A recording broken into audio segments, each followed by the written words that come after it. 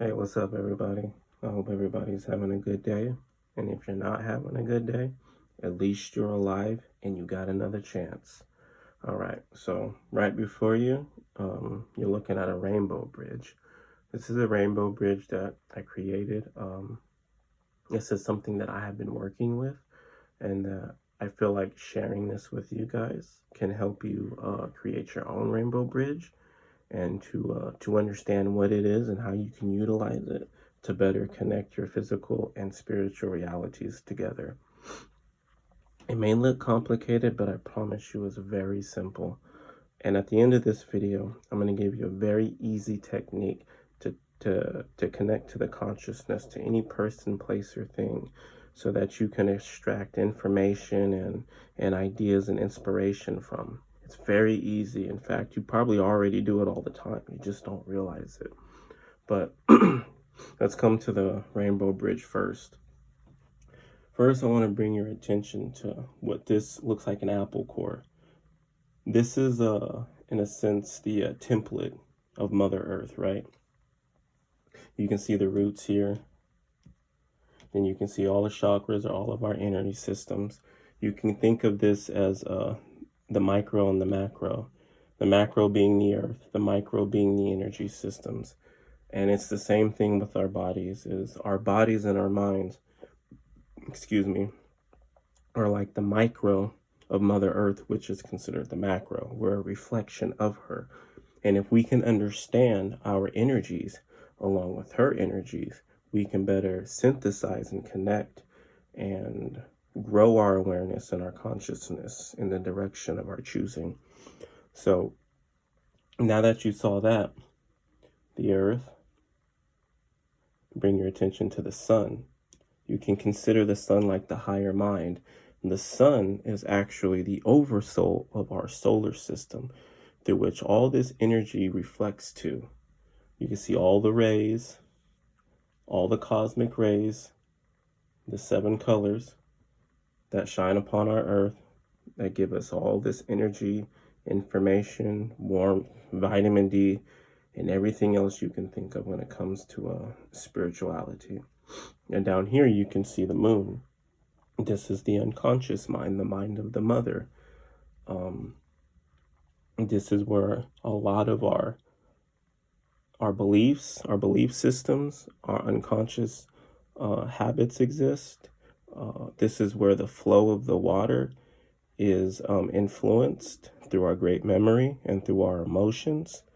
So now I'm going to bring your attention to where you see the roots, the moon, and then the earth, this earth chakra. Or you can just say, your Muladhara chakra. And you can see these wavelengths, red, orange, yellow, red, orange, yellow. This constitutes physical reality, right? You have the spiritual aspect of this chakra, and then you have the physical aspect of this chakra. Same here. You have the water, you have your second chakra, the emotions, that great energy, the great remembering, and you can also see that water is a part of physical reality. It has a physical component to it, and as does our spirit, our solar plexus, that fire, that power. You can almost think of this as like, a lantern, that this is the body of the lantern, which holds the oil or the water. And then these two together create the fire, the spirit that burns, right?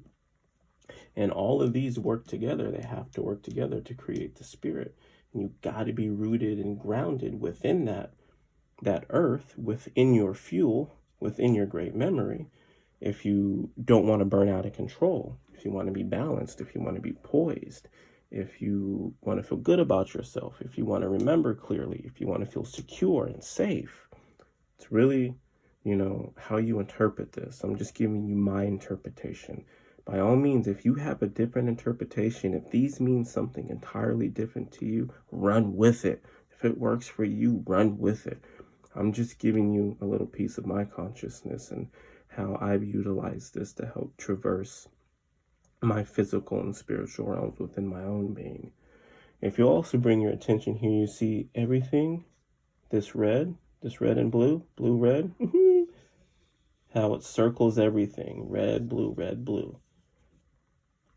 Everything on every level manifests that polarity, that mother-father principle.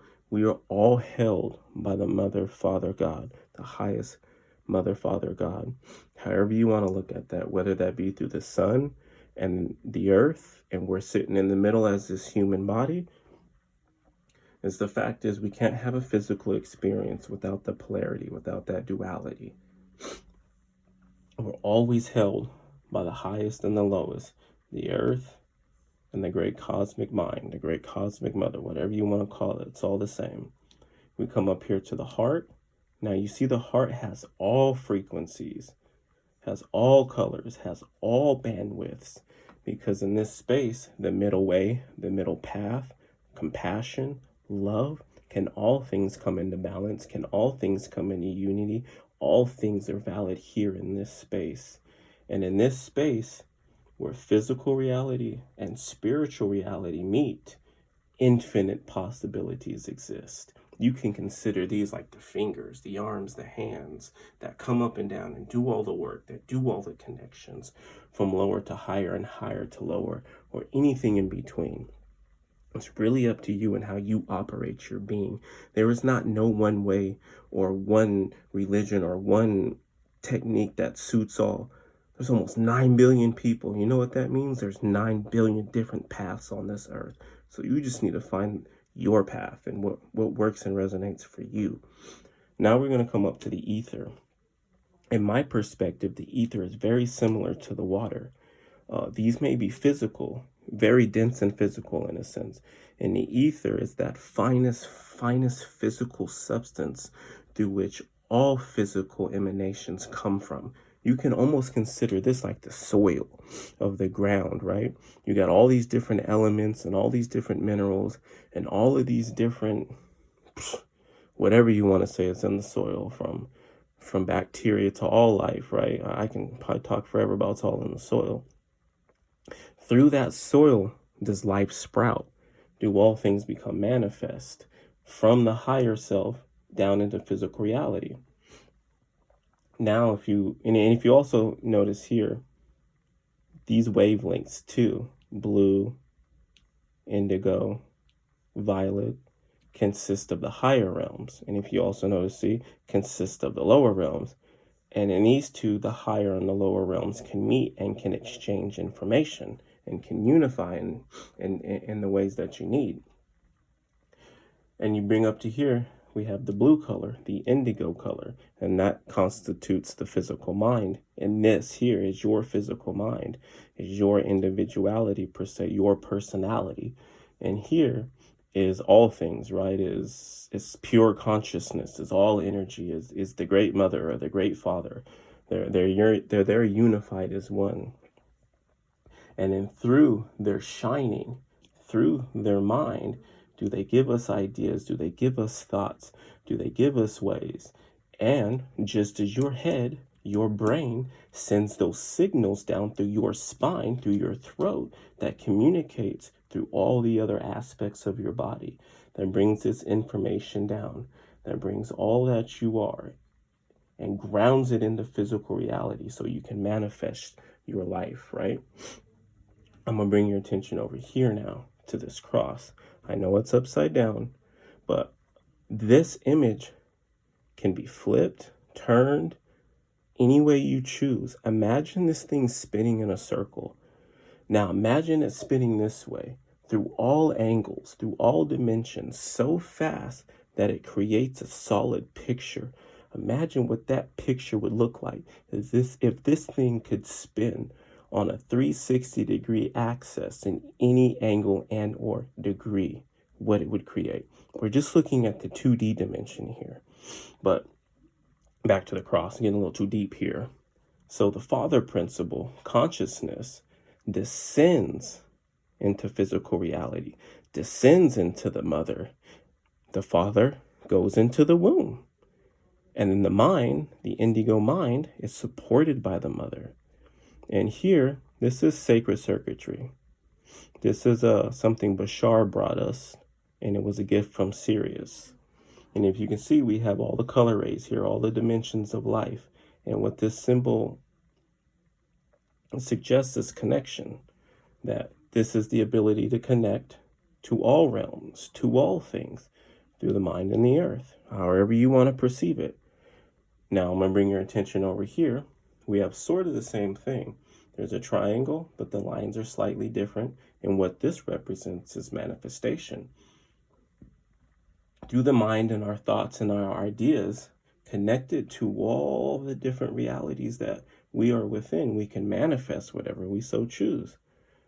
And here, if you've noticed, as above, so below, the mother here in this above is supported by the mind, by the father. And now I'm bringing your attention here now to this Ankh. Mine's a little different, and this is just something I did for me. If I desecrated anybody's symbol, I apologize. But, at the end of the day, I'm just going to be honest. I don't really care because it's what it means to me. It's how I resonate with it, right? So if you notice, there's an arrow here, and this arrow is indigo. This is considered as the father principle. And if you notice, the tip of this arrow is pink, and that represents compassion. But you can almost see this as like a penis, right? Because this is the Ankh. This is the feminine cross. And you can see how the mind enters the womb with compassion. The womb dances around the father, dances around that good spot, and then he releases life. He releases energy. And I like to take this as like a black hole. A black hole is considered to me like a womb of creation, because as we know scientifically, quasars and galaxies come from black holes. Just like the womb of a mother, when a baby is inside, you don't see the baby, but you see when the baby comes out. And, just like all things, you may not have seen the act of creating the baby, but the act had to have happened for those galaxies to come out, for those babies to come out, for those quasars to come out. So within a black hole, the father principle is there, pure consciousness. That's what you cannot see. And he's in there having fun with the mother, and the mother is having fun with him. And through their ecstasy, through their co-creation, are galaxies created? Do quasars come out? Does the universe, in a sense, come and life is created? That's what that means to me. It can mean whatever you want. So, again, a rainbow bridge is something that is supposed to connect you from physical reality to spiritual reality. It's like riding a bike. It's like working out. It's like running. We need practice. We need a template. And the more we go over this, the more we practice, the easier it gets. And we see there's a whole bunch of things we may not need, and we can create a very simple, easy bridge that we can effortlessly cross every time we want to go to spirit and do our journeys and commune and do what it is that we do. So we all have an energy system. And when we can consciously, within our own minds, create an idea of an energy system through which we can follow, it's like following a map. We have to do the work, but if we follow the map, if we follow the steps, we'll get to where we're going. So I hope this was a little insightful for you. If you have any questions about this rainbow bridge that I created, by all means, ask me any questions in the comments. Now, before I let you go, I want to give you a quick tip on how to connect to the consciousness of objects, of rocks, of people, of places, and of things. So first, as I have this rock right here in front of me, if I just look at this rock and I just give my attention to this rock, I'm not thinking it's a rock. I'm not thinking it's anything. I'm just here with this rock. Naturally, my thoughts will just gradually begin to change. And an easy way to look at this is, imagine if you have a picture of someone you love so dearly that you haven't seen in a while. Soon as you pick up that picture, your whole thought patterns are going to change. Your emotions are going to change. That's because you are connecting to the spirit of that person or that picture or that place or that thing. And we say, well, if I pick up a rock or I pick up a picture, it can't really talk to me. And in a way, you're right. But in a way, I would say you're wrong.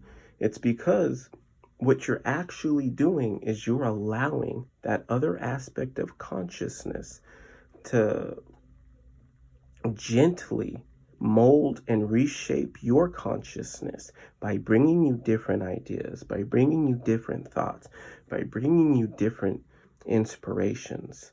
Just hold a book and don't even open it and watch where your mind goes. Hold someone's hand and watch where your mind goes. Pick up a rock, pick up a stick, or in meditation, you sit with yourself and yourself begins to speak to you. We tend to overthink things and overcomplicate things, and we put all these definitions on things, and we block what's really trying to come in. Just allow it to reshape your consciousness just for a moment and to see what it's giving you. And in this way, let's say you picked up that rock, right? And you just got these ideas like, man, I need to ground myself more. I need to come put my feet in the soil and the dirt some more. Or maybe I should plant a tree and put some rocks around it. When you get these ideas and these inspirations, if you act on them, it's like manifesting your ideas. It's like bringing what was once unknown to the known world. And when the universe sees you doing this, it will bring you bigger and better ideas.